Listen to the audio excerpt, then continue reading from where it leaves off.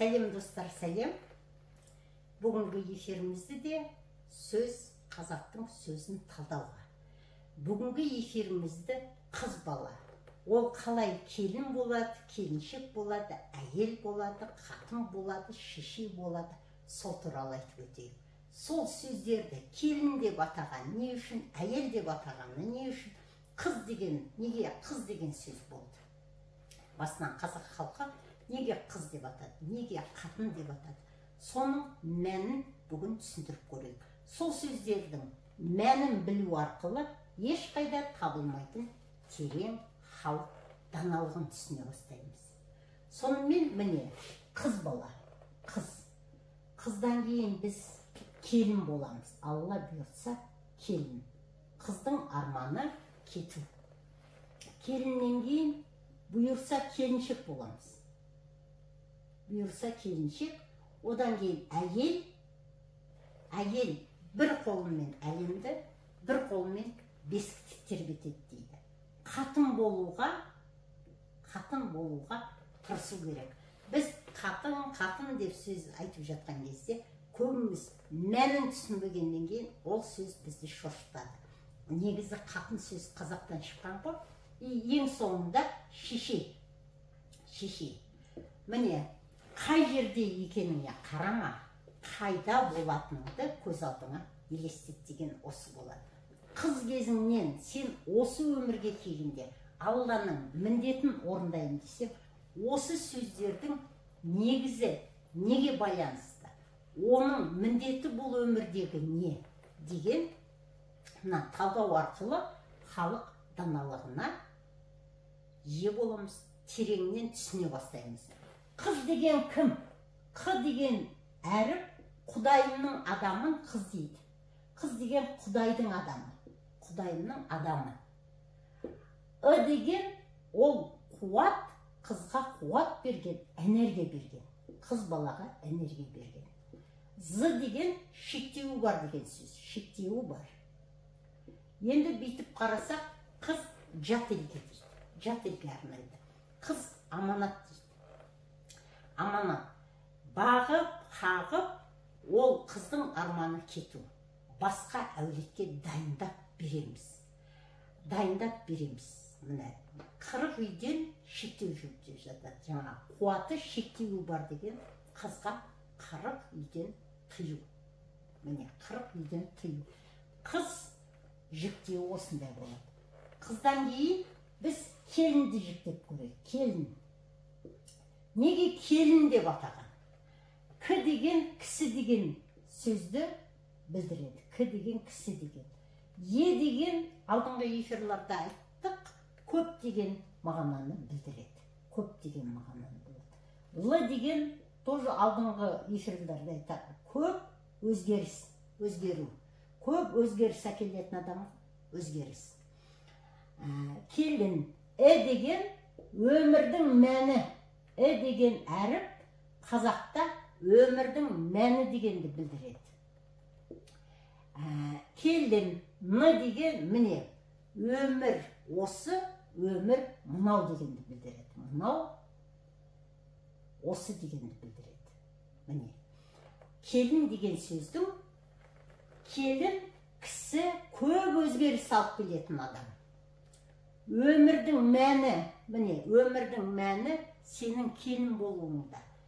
Қыз қанша жерден алтынмен қаптап қойсаң да, егер өмірдегі Алланың берген міндетін атқармай жасын келген кезде басқа әулетке келін болып түссең, ол да өміріңнің құндылығын көрсетпейді. Сондықтан міне келін болу арқылы өмірдің мәні басталынады. Келін болғаннан кейін біз кім боламыз? Келін деген сөзде ін деген сөз бар. Міне келін, келдің бір әулетке. Келдің ба? Сол әулетке ініп кет деген сөз. Ініп. Біз жаңағы тойларда айтып жатамыз ғой қыздарға.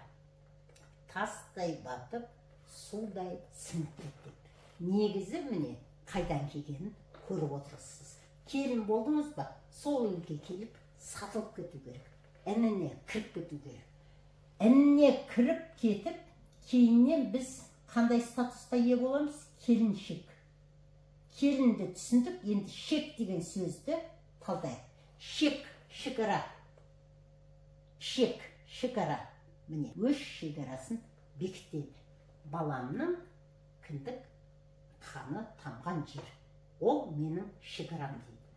Одан кейін келіншек деген сөзде шек деген сөз бар. Шек деген сөзді теріс оқысақ, кеш дегенді білдіреді.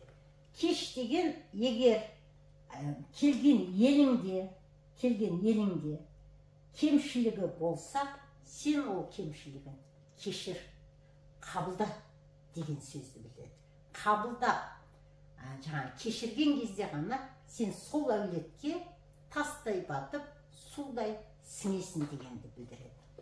Ендігі сөзді әйел сөзін талдасақ, деген жұмбақ деген сөз. Женщина бесікті бір қолымен әлемді тербетеді.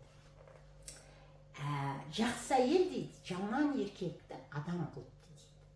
Жаман әйел жақсы еркекті надан қылыпты дейді. Яғни мына қыз балаға міне қуат, энергия әйел қауымына салынған дегенді көрсетеді. И деген сөз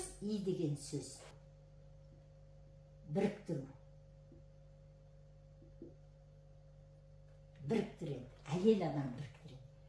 Деген ол көп, деген өзгеріс. Әйелдерге өзгеріс. Әйелдер, міне, өзгеріс алып келетін әйелдер. Әйел қауымы саналы, өз санасын дамытқан болса, әйел қауымы осы өмірге келген міндетін білсе, онда нұр үстінде нұр болады деген сол. Кейіннен енді қатын сөзін жүктесек, міне, қатын.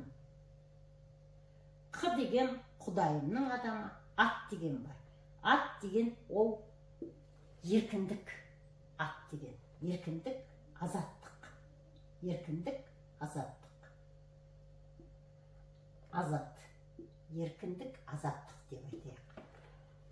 Қатын деген сөз, мына, үш әріпті теріс оқысақ, тақ деген сөз. Таққа мініп, керемет қатын болу үшін, мына ат санадан еркін энергия болу үшін, күйзеліс болмау үшін ымды түсіну керек. Уже ымды түсініп, ыммен сөйлейтін, ымды түсінетін адамдарды таққа отыратын қатын адамдар дейтін сол.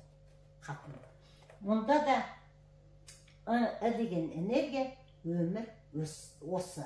Таққа өмірдің, жалған өмірдің ең негізгісі сыйласу.